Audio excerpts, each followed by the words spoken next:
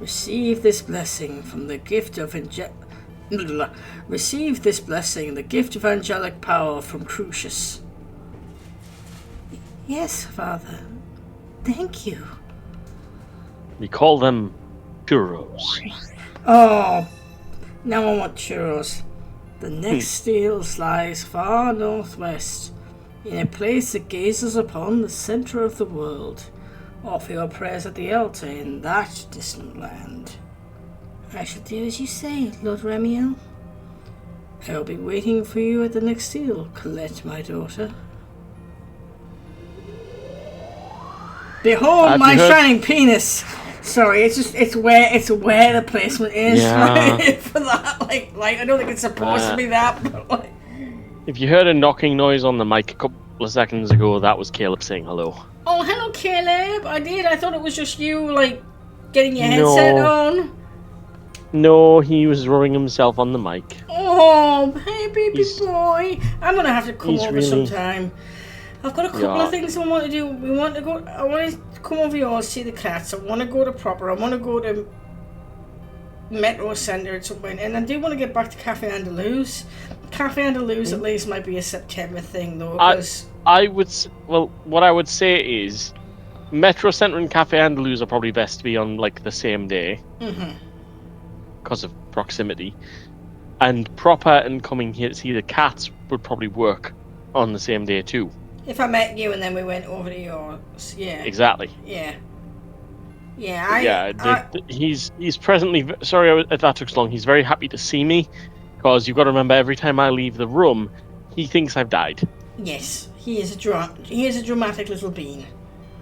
He is. He comes down, he's so happy that I'm back. Yeah, I know, buddy.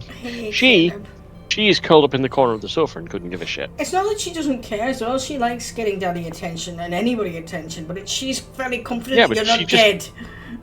Yeah, she just knows I'm going to come back. Yeah. Caleb has anxiety, we think. Yeah. It's never been diagnosed, but it pretty clearly does. At which point you have to wonder, what the hell do you have to be anxious about? You're a cat. You won. Yes. You have free rent, free board, free food, all of the naps in the sun you could wish for. Yes, but... And for what? The low, low price that someone once every 3 months has to come into this house. Yeah, a stranger, for 5 minutes. Yeah, but COVID did a number on the boy. I know. Buddy. Yeah, we were, to very briefly lay it out, we got these two and we lived together, like, 6 months before COVID hit. Yeah, 2019, about June. September 2019. August. No, it was September. I thought it was August. No, I thought we celebrate their birthdays in August. We celebrate their birthdays in June because that's when they were born in July. Anyway, they were out. We don't celebrate their birthdays in June. July, yeah, sorry. Their gotcha date was in September. But anyway. So, the point being, we were getting them all lovely and socialised, the two of them. We had people coming around for D&D once a week on a Wednesday, and they got to meet people, and they got to sniff them, and they got to see, like, people that weren't just me and Cadia, and then COVID hit. Yeah. And they didn't see another person for almost 2.5 years. Jester weathered this out fine. Yes, Caleb, not Jester so much. is what we colloquially call a whore. A slut. I am sorry for the not so feminist speech, but it stuck, and it's my fault. Athred never gave her that appellation, but I did. But she adores. All touch is good touch. Yeah. As far as Jester is concerned. I've told this story on my channel, I've told this story here, but I once couldn't get to her quick enough to stop her scratching wallpaper, so I threw a bottle a good half a foot in front of her face. The idea was to distract her. Empty bottle, I might add, plastic, really soft one at that. She moved into the path of the bottle, got hit in the face with it, and her reaction to this was, attention! And she came trotting over with her tail up, in a nice healthy question mark, sat down on the desk in front of me and started purring. Mm-hmm. All touch is good touch. You cannot tell her off because it's all attention. She's a strange little animal. Him, however, I have it on the landing. There is a small cupboard with a pigeonhole or like a docket in it. He lived in that docket, with the exception of pooping and eating, for almost a year. Yeah, and would not come out of it to do anything. I have a picture of him in that docket, actually. Yeah. Yep. Honestly, currently my bedroom is out of commission as the ceiling has collapsed in, and I'm still waiting for repairs. The best part of that happening is that Caleb has been forced to live downstairs, around me, and so now he's a lot more active than he was, because previously what he would do is he just took himself in the bedroom all day and go to sleep. Bless him. So now he's downstairs. He comes and he bothers me while I work. He comes and he bounces around. He chases Jester. He's gotten a lot more life into him than he had. That's good. But as soon as anyone turns up, whether it be the gas man or when they came to repair the roof portion of what's wrong with my bedroom, immediately hiding. Yeah. Our favourite story was not long after we got them. This house is supposed to get inspections every 3 months, and the first inspection we had after we got them, which was a late one. It was a good 6 to 8 months after we got them. The lady came. She was only here for about 5 minutes. Cadia followed her around the house, making sure doors were shut behind her. And our landlords were fine with us having cats. It wasn't a surprise. Yeah. In fact, the lady that came was a cat person. She was but Cadia followed her around, making sure doors were shut because there was no containing these cats. I blocked off the living room from the rest of the house, the day we got them, with what to us would have been a 15-foot high wall. In scale, and it was a day. The next day, he just jumped over it and followed me to the bathroom. And so we kept the doors shut. So Cadia was following the woman around, shutting the doors. Couldn't have been 5 minutes. Woman left. Jester is pottering about. No Caleb. Shakes treats. No Caleb. Looks in all of his usual hiding places, which usually is underneath the dining room table. No Caleb. We searched the entire house, top to bottom, for a good 2 hours. There was me before we eventually conclude. He must have gotten out. Yeah, it was me up and down the street in basically pajamas, because I hadn't even gotten around to getting my clothes on yet. Calling his name and getting on the tarmac and looking under every car. Yep. We are sitting, the windows are the blinds are open. We're sitting, we're crying. It's now been about 3.5 hours. You were a mess, bless you. I was sobbing. And I'm sitting and I'm wondering what to do. And I looks down. And there's this little black face crawling out from under the sofa. We'd looked under the sofa, by the way. I'd looked under. So God knows where he had tucked himself. The best we can figure is we've never turned that sofa over. I don't know if he'd clawed himself or up inside the sofa. No. I think he'd just gotten right towards the back, where I couldn't see. But he just this little black body just crawled out from under the sofa and looked up at me and was saying, "What?" And he sort of blinked a couple of times and licked the back of his paws because he'd clearly been asleep. He'd run in there frightened. But then just passed out. And then forgot he was frightened and just had a nap. Just passed out. Yeah, little shit had just passed out. Anyway, moving on with the game, because that is a good story. It is.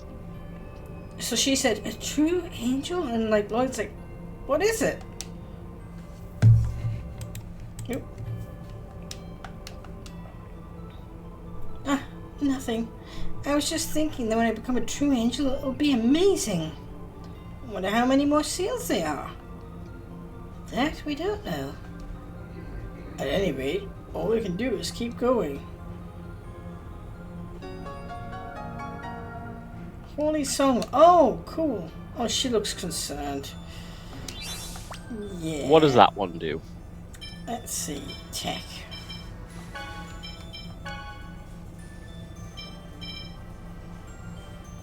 No, it's a big part. It's a big party-wide buff.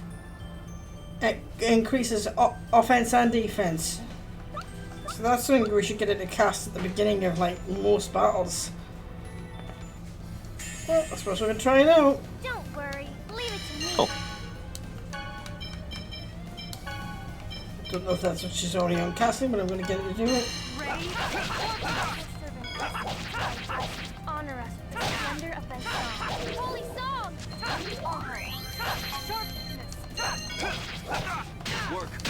And she sings her holy song. Sadly, she doesn't. Is this the way to Amarillo? That clap. And made the trap from my. I don't remember the lyrics. Angel feathers. There's a reason I stopped where I did.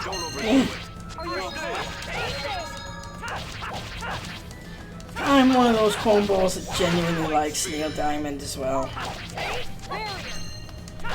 Whereas my reference to the song is Peter Kay.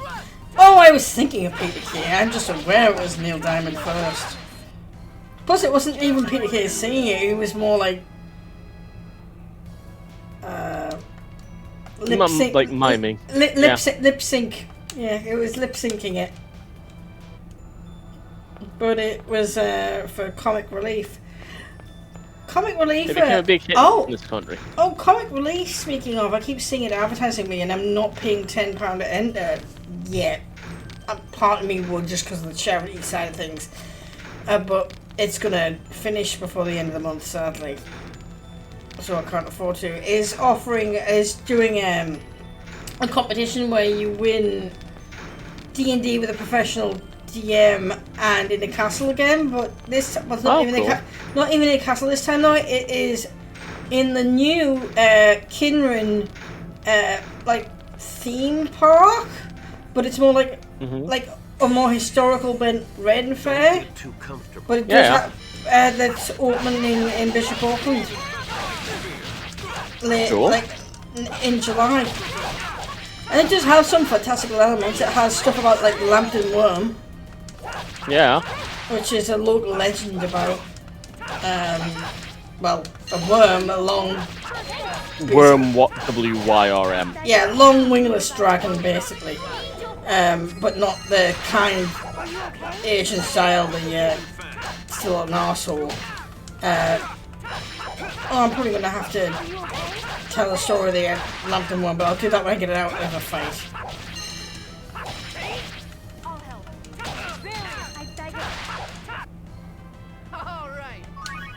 So, the basic story of the Lambton Worm, it's one that's basically based around County Durham and Sunderland. So, there was a gigantic worm that was feeding on the sheep and cattle of the area, and eventually it started to make its way up to the children of the area, and it was terrorising the countryside, and it's a bit of a stock story, really.